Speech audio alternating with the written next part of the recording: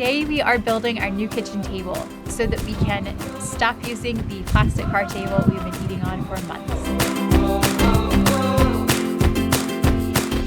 The blade on our miter saw is just for general use, so we're putting on our new blade. It's a 100-tooth blade and it's perfect for furniture and fine finishes.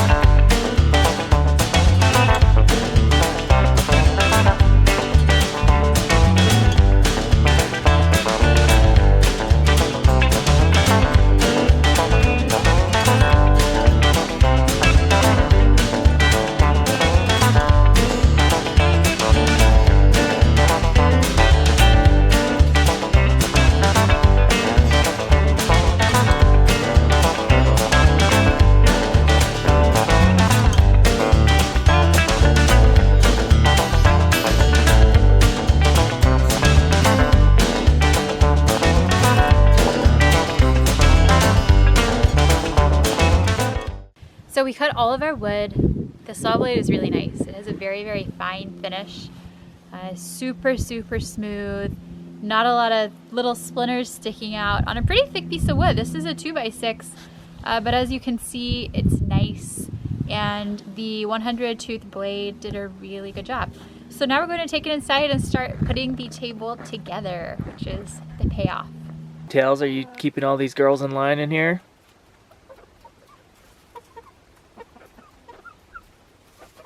I've gotten a lot of feedback regarding the chickens and the snow. After I shoveled the snow away in front of the greenhouse and the chicken tractor, I got a lot of comments from viewers about putting something down on the ground. A lot of people suggested putting down straw or old hay on the ground so it gives the chickens something to walk on so they're not on the snow. Peoria Dude mentioned that he used to use leaves he would gather in the fall and then put them down in the winter for the chickens to walk on. A few viewers also recommended putting a pallet down on the ground for the chickens to walk on, and I just happened to have one of those lying around.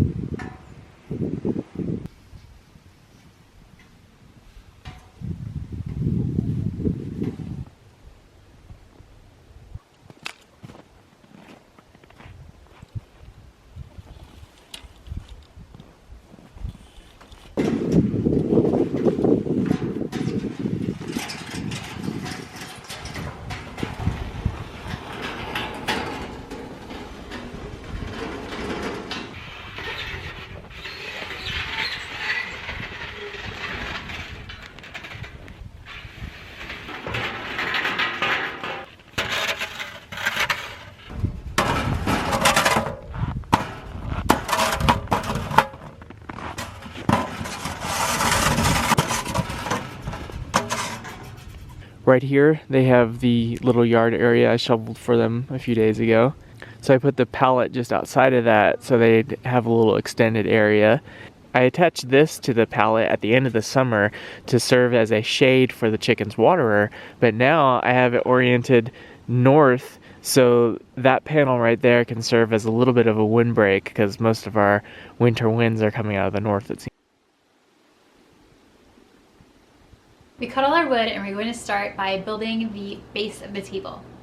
We have our table legs, we have 29-inch legs, and we're going to build an apron out of 2x4s and 1x2s.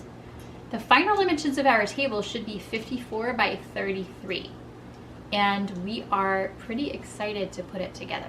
There are a few tools that we bought. We bought a Craig jig, one of our viewers recommended that, so we got the R3, which is appropriate for this type of project. We also got the Craig jig clamps or calipers, as you can see, which will be really helpful. And we ended up even getting an orbital sander. So our table should be nice and smooth. And we already talked a little bit about our saw blade. We got a Diablo 100 tooth saw blade, and it did a really good job. So we're looking forward to putting this together and eating dinner on it.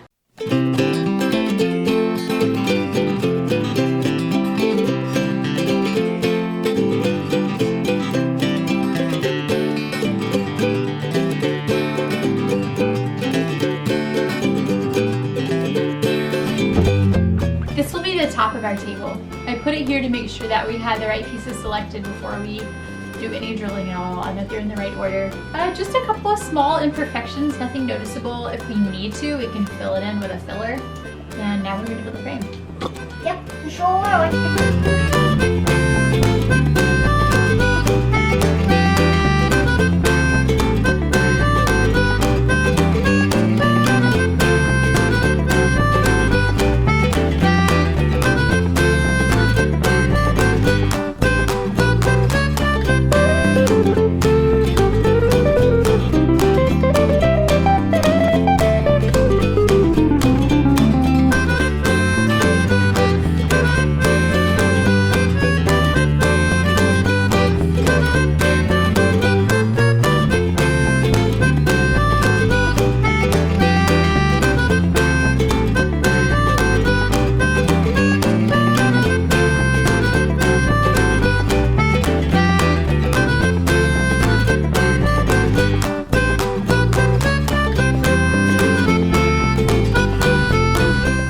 It's time for us to make the apron.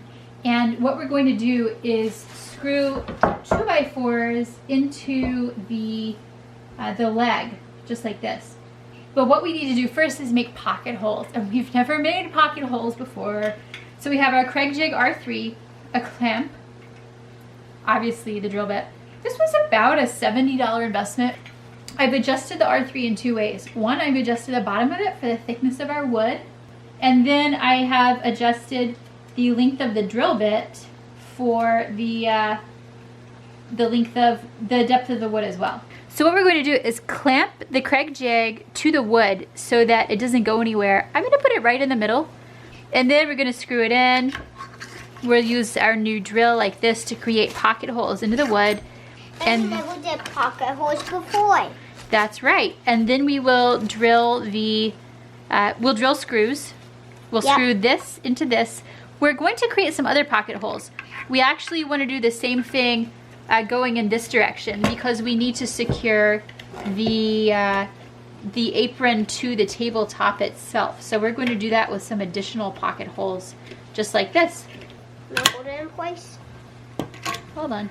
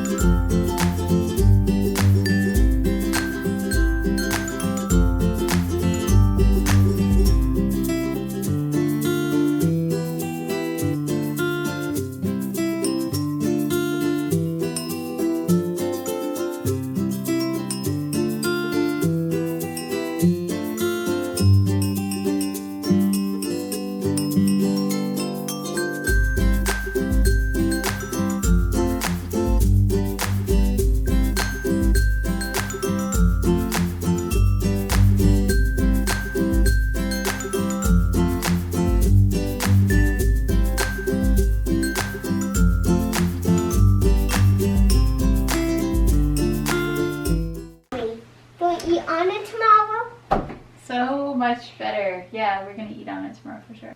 It came out very well. I like it a lot. The top is very level. We have a lot of next steps. We wanted to see how it looked in our little pseudo eating area before we did anything to the color.